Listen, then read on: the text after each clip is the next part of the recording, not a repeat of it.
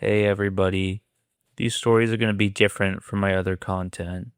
We're going to be focusing on Reddit confessions.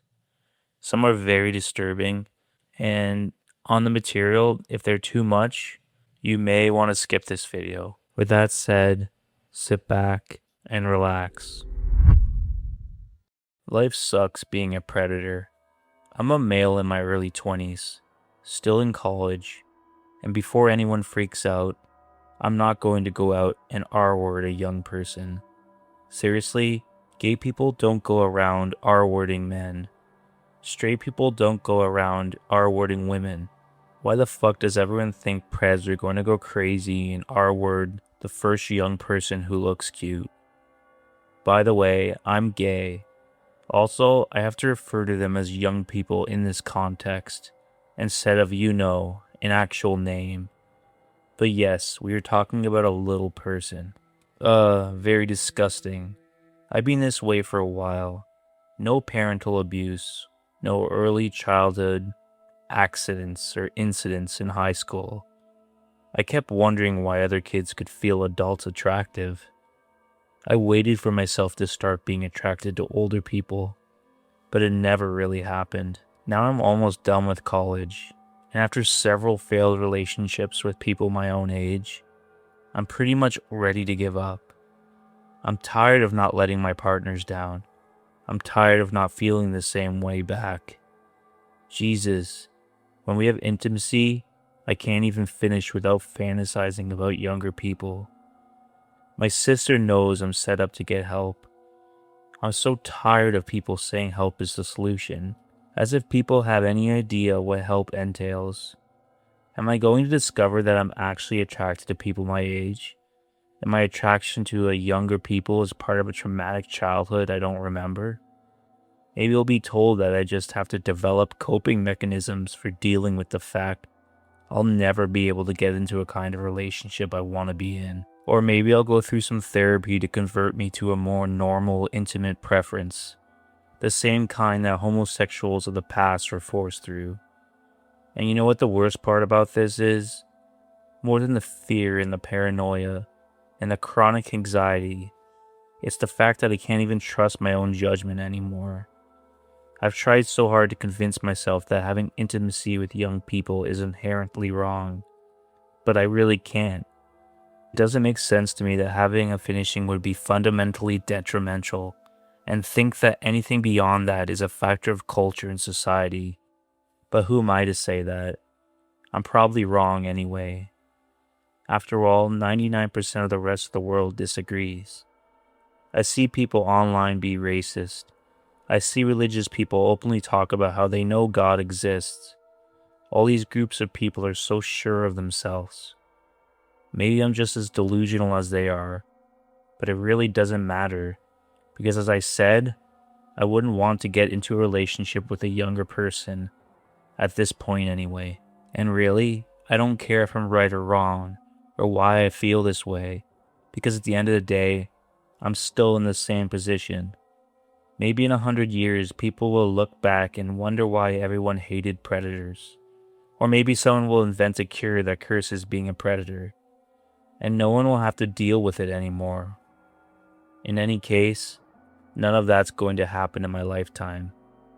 As far as I can see, there's only one way out, and I think we both know what that is.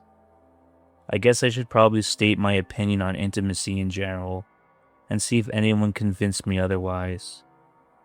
When I said that, I didn't think having intimacy with a younger person was inherently wrong. I meant it. But I didn't mean that having intimacy with a younger person doesn't cause damage in practice. For the time being, I'm going to ignore arguments about pregnancy and STDs, because they don't apply in my situation anyway, and because I don't believe that being a predator can be rejected solely because of them. I can always remember thinking that contemporary views of intimacy were warped. Even as a kid, I didn't like not being able to talk about intimacy. I had all these questions like most kids do, but I was too embarrassed and ashamed to ask them. Later on, I learned that there are appropriate times and places for those questions. I still don't know why talking about intimacy ever needed to be inappropriate. Being unclothed in public is something that still bothers me a lot. Why would it be illegal to walk around unclothed in your natural state of being? Is there something inherently damaging about seeing another person's no-no square? I could still be arrested and put on a sex offenders list for it. Situations like that scream hysteria at me, and I don't see how anyone can tell me with a straight face that constantly covering your body around other people is healthy. I see a lot of people telling me that, but being touched as a young person is awful. I agree, it's horrible, and I'm sorry, I really am. I'm sorry that younger people are being abused or exploited or put in a position they don't want to be. I'm sorry that it's embarrassing or awkward or just plain painful to talk about. And I'm sorry there wasn't anyone to stop it, because if I was there, I would. And there's no excuse for ignoring someone like that. However, I don't think that all experiences at a young age are necessarily outward. I know that's hard to hear, and I'm about to argue that even seemingly consensual intimate experiences can cause damage. But let's be honest, not all childhood intimate experiences are outward. You could argue that they all technically are, and I guess legally that's true, but practically speaking they are not. I know several people in real life, they've had intimacy with adults at ages as really young, and they don't regret it. Again, I'm not saying this is the norm, but I'm going to submit to the argument that having intimacy with a younger person is always outward. It may be irresponsible and dangerous, but the other party doesn't always regret it. I feel like the main argument that younger people can't consent to intimacy fails, because intimacy shouldn't be something that requires responsibility. I think that in contemporary society, we always associate intimacy with a certain kind of commitment, at least some, and responsibility, and I don't think that has to be the case. I think that intimacy can just be an expression of love or even just pleasure. Let's paint a picture. What if you grew up in an alternative universe where intimacy was completely liberated? Again, ignoring pregnancy and STDs. What if people walked around completely unclothed and no one would care? Young people were taught at a young age about intimacy, how to have intimacy, and to say no. Do you really think that intimate experiences, even unpleasant ones, would hold the same emotional baggage we teach young people from a young age to cover their bodies under clothing? We purposely hide intimacy from them until they're old enough to understand it. I don't think this is healthy. I don't think this is ethical. And I think that it causes a lot of questions and emotional issues for the majority of people growing up, especially when they get into their first intimate experience. The idea that intimacy destroys a young person's innocence is ridiculous in my opinion. We shouldn't hide intimacy from young people. In an ideal world, it wouldn't matter if had intimacy with a younger person or not, because intimacy wouldn't be taken that seriously. It would be seen as a normal urge to explore and have fun, and not suppressed while at the same time obsessed with like it is today. But you know what? It doesn't matter, because I don't live in that kind of world. And the people who argue against being a predator are right. Having intimate experience at a very young age will screw you up. Can you imagine being in that position? Someone doing something to you in a place where you taught your whole life shouldn't be touched? Not knowing what it is happening or why you're feeling that way? Even if you're older, let's say a middle teenage years, and you want to have an intimate experience with other person. Is it worth to deal with the pressure? Not being able to tell anyone? Not knowing whether what you did was right, or if you really just fucked up and you don't realize it yet? Not knowing whether you screwed up the other person? When society makes something damaging that isn't really damaging, they still cause real damage. I am confident that if we lived in a world where young people were taught about intimacy and how to say no, we wouldn't have nearly as many predators running around. I'm not arguing that such a society will ever appear, and I'm not saying that it would be some sort of utopia, but I do think that our current views about intimacy are completely skewed. So now I live in a society where I can't have relationships with younger people. I want to. Not because the relationship itself is wrong, but because in an attempt to protect young people, they end up doing more harm than I did. But I'd be just as responsible because I enabled it to happen. This is what the world is like seeing through the eyes of a predator. Wow, that story was intense. Sounds like he's trying to make a lot of excuses to make it okay to do things with younger people. Intimacy should be taught and not looked at as a disgusting thing, but the way he's saying it sounds like he just is using an excuse to touch younger children. He may not be doing it right now, but it's only due time until he eventually commits one of these acts. I'm not a professional. That's just what I think. Moving on to the next confession. This is one of those stories that sounds fake when I tell it out loud, but unfortunately it's very real. When I was 15, I met this guy online who told me he was 17. I was going through a rough time mentally and honestly just wanted validation from literally anyone. He started picking me up at like 3 to 5 in the morning, while my parents were asleep. We'd drive around for hours, go to the beach sometimes, smoke. He'd buy me food, and we'd hook up in the back seat like we were in some shitty coming-of-age movie. This went on for weeks. One night I got impatient and had him pick me up way earlier than usual, around 12:30. Important detail, my dad worked evenings and usually got home around 1 a.m. He never checked on me at night, like genuinely never. That night, for some random reason, he decided he wanted to say goodnight to me, and the room was empty. Meanwhile, I'm in this dude's backseat about to get undressed when my mom FaceTimes me. I panic, throw my clothes back on, jump out of the car, and answer. I told her I couldn't sleep and went for a walk, which was a horrible excuse considering I'd literally been assaulted walking before alone. Apparently, my older brother had seen me sneaking out multiple nights before and finally told my mom what was going on. She immediately tells me to make him bring me home. The guy starts speeding back. We're only like 5 minutes away, thank God. I tell him to just drop me off at the stop sign near my street, so my parents won't see his car. Too late. My parents are already running toward us because the car even fully stops. I get out and my mom grabs me and slaps me across the face. Then I look over and realize my dad is holding a gun.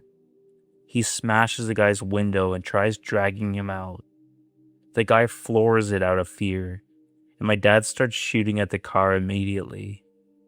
I remember hearing the shots and genuinely thinking somebody was about to die because of me. My dad hit him in the arm and the guy crashed into a curb a little farther down the road. He survived. My dad got arrested the same night and eventually sentenced to 10 years in prison. And the craziest part, a few months later, I found out the guy lied about his age the entire time. He wasn't 17, he was 19. So yeah, one stupid decision at 15 completely destroyed my family's life in less than 10 minutes. I relate when people say they regret having kids, but regret is a weird word here because I never exactly had a choice in choosing to have my son. What I regret is that I allowed my life to become this way. I'm a 22-year-old female, physically and mentally disabled. Shouldn't live alone, can't figure out driving, in physical pain constantly since I was 8. I'm autistic and have ADHD, which outside my physical conditions, etc., POTS is probably the most troubling conditions I have. And most days my entire life I had struggled remembering to eat, shower, just bad executive functioning that only got worse as I got a bit older and started heavily smoking weed. Like not in a fun way, but locked in my room when I wasn't at work every day just smoking. I just really think it's terrible that this world would let people like me or anyone have kids without making sure they are able to take care of the child. I live in Texas, and the first guy I ever dated or did anything with was incredibly abusive. Tore me down completely. consistently essayed me, and when I got pregnant, he left. My parents were my only family, and they're incredibly religious people. Considering I can't drive and didn't have any friends, and my parents are pro-birth, getting rid of it, which I wanted, was out of the question. If I had given my child up for adoption, I would have been kicked out or disowned, and I can't survive being homeless.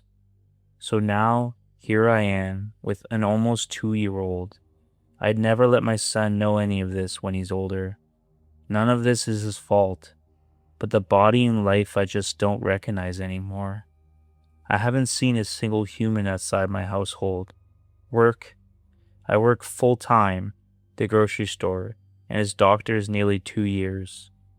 My ex wants nothing to do with either of us, which I just can't understand because he purposely got me pregnant knowing I didn't want children, and only wanted to use protection.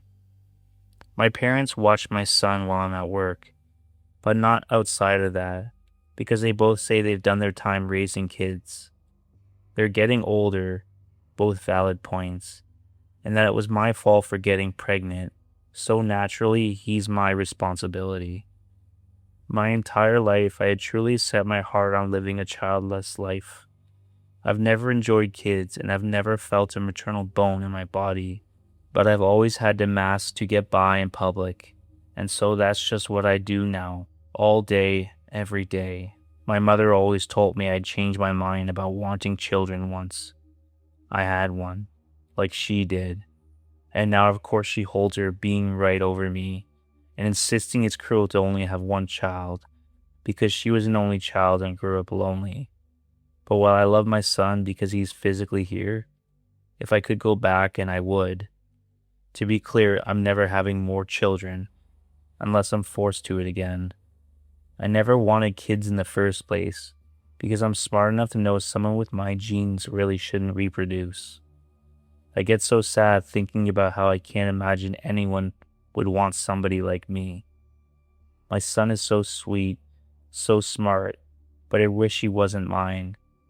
I can barely take care of myself, and I don't have the body of someone my age, but I'm trying my best. God, that's tough. I hope she really gets the help she needs. I couldn't imagine being in her situation.